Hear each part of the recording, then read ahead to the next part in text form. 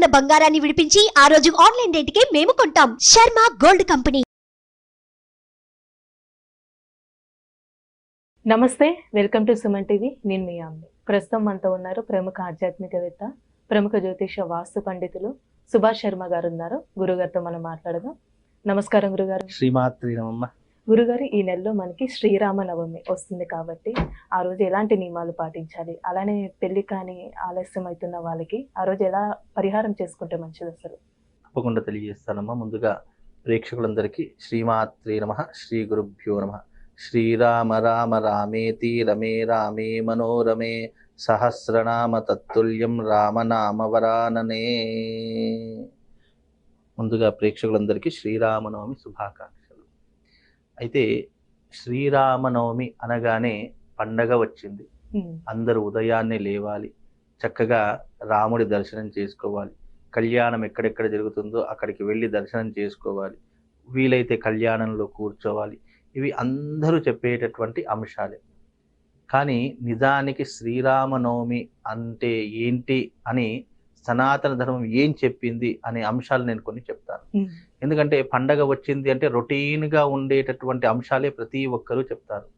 కానీ ధర్మం ఏం చెప్పింది శ్రీరామనవమి గురించి అంటే, కృతయుగము అనేటటువంటిది ఎలా ఉండేది అంటే ధర్మాచరణ, కేవలం ధర్మంతోనే నడిచేటటువంటి యుగం ఏదైనా ఉంది అంటే అది కృతయుగం మాత్రమే. ఎందుకు అంటే ఇప్పుడు మనం ఏ రకంగానైతే భూమి మీద తిరుగుతున్నామో అలాగే కృతయుగంలో దేవతలందరూ మనలాగే తిరిగేటటువంటి వాళ్ళు ఉండేటటువంటి వాళ్ళట.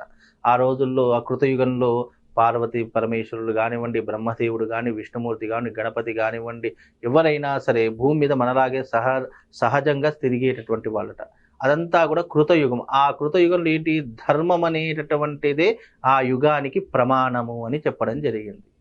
అలాగే కృతయుగంలో దేవతలందరూ ధర్మాచరణ చేస్తుండేటటువంటి వారుగా గుర్తించబడ్డారు. ఆ కృతయుగంలో కేవలం ధర్మము మాత్రమే ఆచరించి ధర్మాన్ని మాత్రమే ప్రామాణికంగా తీసుకునేటటువంటి యుగం ఏదైనా ఉందంటే అది కృతయుగం. ద్వాపర యుగం వచ్చింది. కృతయుగంలో ధర్మాన్ని ఆచరించేటటువంటి ప్రతి ఒక్క అంశాన్ని కూడా ఈ యొక్క త్రేతాయుగంలో శ్రీరాముడు తీసుకున్నాడు. శ్రీరాముడు ధర్మ పరిపాలకుడు, అలాగే ధర్మరక్షణ చేసేటటువంటి వాడు, ధర్మాన్ని ఏ రకంగా ఆచరణ చేయాలి అని తెలియజేసేటటువంటి వాడు శ్రీరాముడు అయ్యాడు. కాబట్టి శ్రీరామనవమి ఇప్పటికీ కూడా మనం కళ్యాణం చేసుకుంటూ ఉన్నాము. శ్రీరాముడు కారణ జన్ముడు కాబట్టి మనలాగే ఎన్నో కష్టాలు అనుభవించి మానవాళికి ఎన్నో రకాలైనటువంటి నీతి వాక్యాలు, ధర్మాన్ని మనకు బోధించినటువంటి వాడు. ధర్మాచరణ చేస్తే ఎలాంటి సద్గతులు కలుగుతాయి అని తెలియజేసేటటువంటి యుగం ఏదైనా ఉంది అంటే అది త్రేతాయుగము. ఆ త్రేతాయుగంలో కూడా ధర్మము అధర్మము రెండూ కూడా ఒకరినొకరు పోటీ పడ్డారు. త్రేతాయుగంలో అధర్మం పురుడు పోసుకున్నటువంటి యుగం కూడా త్రేతాయుగమే చెప్తూ ఉంటారు. ద్వాపర యుగము. ద్వాపర యుగము దేనికి కారణము అనంటే గనక ఎత్తుకి పై ఎత్తు ఎలా వేయాలి, ఎవరితో ఎలా వాడుకోవాలి, ఎవరితో ఏ పని అవుతుంది, అలాగే మనకు రాజ్యం కోసం ఎలాంటి వారిని ఎలా హింసించాలి, ఒక రాజ్యము కోసం మనం ఎంతటి వారినైనా ఏ రకంగా చూడాలి అని తెలియజేసేటటువంటి యుగమే ద్వాపర యుగం. అంటే ఒక్కొక్క యుగము ఒక్కొక్క ధర్మాచరణతో కూడుకున్నటువంటి యుగంగా మనకు పెద్దవాళ్ళు పురాణాలు ఎన్నో రకాలుగా తెలియజేశాయి. ఇక్కడ ఏ యుగమైనా సరే తీసుకోండి, త్రేతాయుగంలో ధర్మమే గెలిచింది, శ్రీరాముడే గెలిచాడు.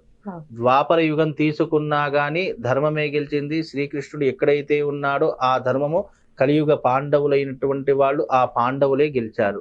అంటే ఇక్కడ ఏ యుగంలో తీసుకున్నా, ఏ ధర్మంలో తీసుకున్నా ఎప్పటికైనా ధర్మమే గెలిచిందనే దాఖలాలు ఉన్నాయి. కానీ అధర్మం గెలిచింది అని చెప్పి ఏ దాఖలాలు కూడా లేవు, ఎలాంటి విషయాలు కూడా చెప్పలేదు. బికాజ్ ఈ కలియుగంలో కూడా ధర్మము అధర్మము రెండూ ఉన్నాయి. శ్రీరామనవమి వచ్చింది, ప్రతి ఒక్కరు చేసేటటువంటిది ఏంటి, కళ్యాణం చేయడము, అన్నదానం చేయడము, స్నానాలు ఆచరించడము, భగవంతుని సేవ చేసుకోవడము, గుళ్ళు గోపురాలకు వెళ్ళాలి, పల్లకీ సేవలు చేయాలి. ఇలాంటి అంశాలే ప్రతి ఒక్కరు చెప్తారు తప్ప శ్రీరామనవమి వచ్చింది, రాముడు ఎలాంటి వాడు, రాముడు ఎలాంటి ధర్మాచరణ చేశాడు, మరి రాముడి గురించి ఒక రెండు వాక్యాలు చెప్పి మీరందరూ ఇలా ఉండండి అని చెప్తే ఎవ్వరు కూడా వినే పొజిషన్లో లేరు. ఎందుకంటే మంచి ఎవరి చెవినా ఎక్కదు. మంచి ఎంత చెప్పినా అక్కడ ఉన్నంత వరకే కానీ బయటకు వెళ్తే మళ్ళీ అదే పాపకర్మ.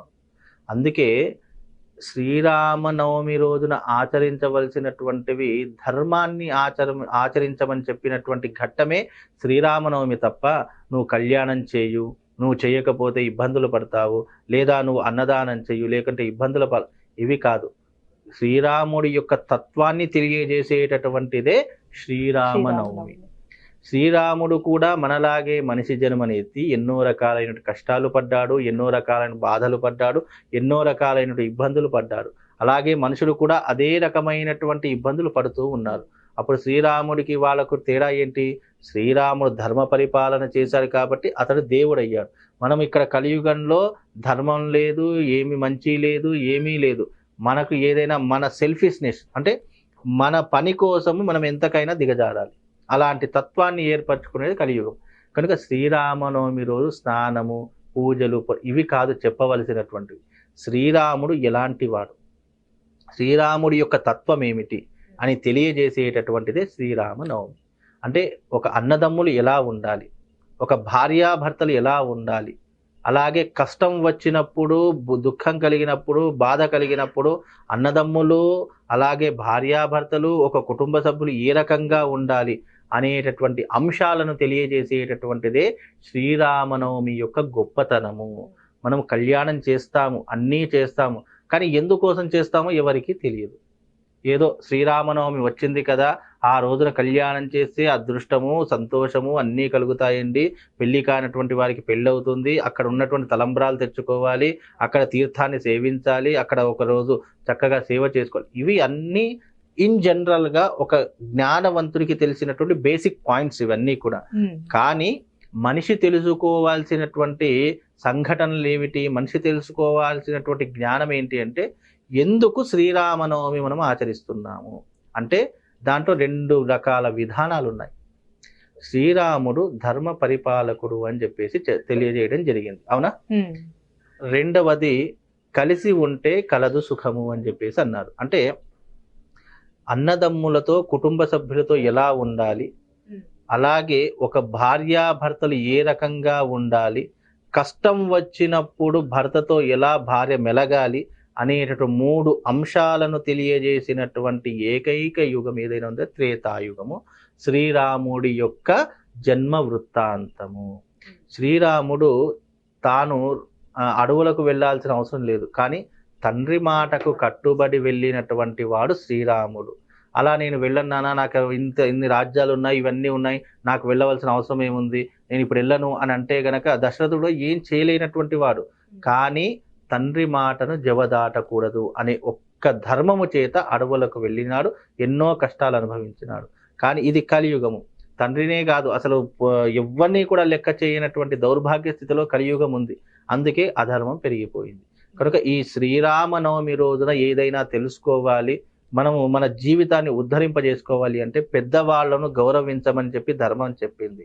రెండవది ఏంటి, భార్యాభర్తల యొక్క అన్యోన్యత ఏ రకంగా ఉండాలి అంటే సీతారాముల్ని తెలియజేస్తాం. ఎందుకు? ఏకపత్ని వ్రతుడు, అలాగే భర్త కష్టాలలో ఉన్నప్పుడు భార్య కూడా అదే కష్టం అనుభవించింది చూసారా, తోడు విడవకుండా అని తెలియజేసేటటువంటిదే శ్రీరామనవమి. అదే తెలియజేసింది త్రేతాయుగము. బికాజ్ ఏంటి అంటే భర్త ఎన్నో రకాలుగా కష్టపడినా ఏది చేసినా తన కుటుంబం కోసమే అని ఏ స్త్రీ అయితే అర్థం చేసుకుంటుందో వాళ్ళకు జీవితంలో అభిప్రాయ భేదాలు రావు. ఇప్పుడు రాముడు అడవికి వెళ్ళాడు, అలాగే అడవికి వెళ్తున్నప్పుడు సీతాదేవి కూడా అడవికి వెళుతుంది అంటే కష్టాలు అనుభవించడానికి వచ్చింది. కేవలము మగవాడి యొక్క జీవితము కష్టాలతో కూడుకున్నటువంటి జీవితము. కష్టం వచ్చినా నువ్వు తోడుగా ఉండాలి, సుఖం వచ్చినా నువ్వు తోడుగా ఉండాలి అనేటటువంటి ఒక సైకలాజికల్ ఫీలింగ్ అర్థం చేసుకోకపోతే అది ఎప్పటికైనా ఇబ్బంది. కనుక భార్యాభర్తల యొక్క అన్యోన్యతను తెలియజేసేటటువంటిది శ్రీరామనవమి. కనుక శ్రీరామనవమిలో అంశాలు తెలియజేయాలి, శ్రీరాముడి గురించి చెప్పాలి అంటే ఈ ఎపిసోడ్ కాదు, ఇంకా 10 ఎపిసోడ్లు అయినా మనకు సరిపోదు. కనుక ఒక మాటలో చెప్పాలి అంటే శ్రీరామనవమి రోజున కళ్యాణం ఆచరించండి. మీరు అన్నారు వివాహం కానటువంటి వాళ్ళకి ఎలా అంటే శ్రీరాముడి యొక్క తల మీద పడినటువంటి తలంబ్రాలు తీసుకొని ఒక ఎర్రటి వస్త్రంలో కట్టుకొని మీ ఇంట్లో పెట్టుకోండి.